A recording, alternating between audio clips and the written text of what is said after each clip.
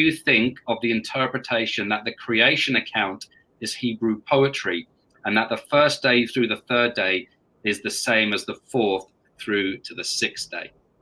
I've heard that before. First of all, Genesis chapter 1 is certainly not poetry.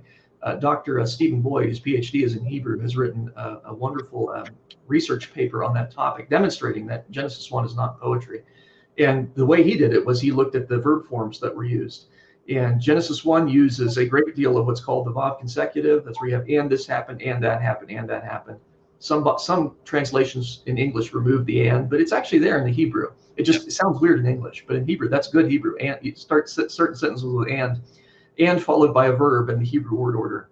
That's a Vav consecutive. Genesis is full of that. You never find that in poetry. You might find an individual Vav consecutive, or maybe two, but Hebrew poetry, like in the Psalms, it never has a long sequence of Vav consecutives. That is unique to historical narrative.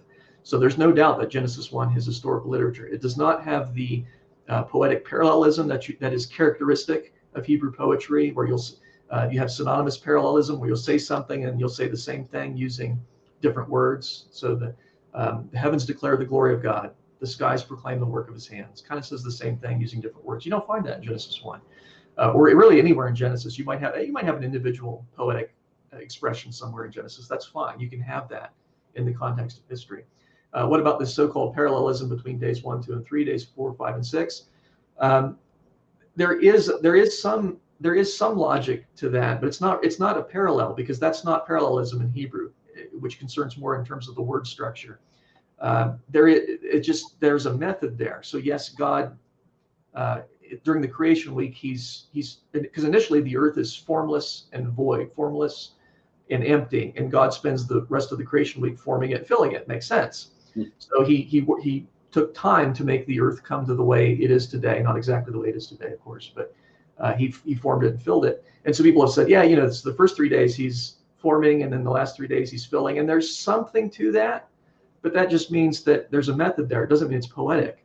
If I said, I built a birdhouse on Monday and bought a dog on Tuesday, and then on Wednesday I put a bird in the birdhouse, and then on the next day I walked the dog, that doesn't mean it's poetic. It means that there's a logical order for the way in which I did things.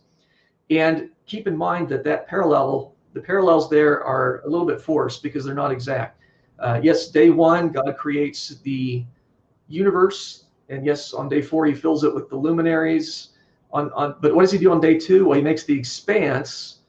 You could argue that's maybe the atmosphere. And so he puts the birds in the atmosphere. But the fish that he puts in the oceans on day 5, well, the water is made on day 1 because the earth already has water there.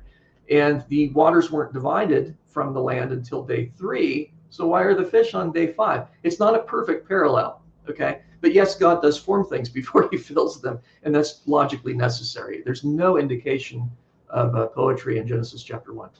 Yeah, and of course, when you sort of read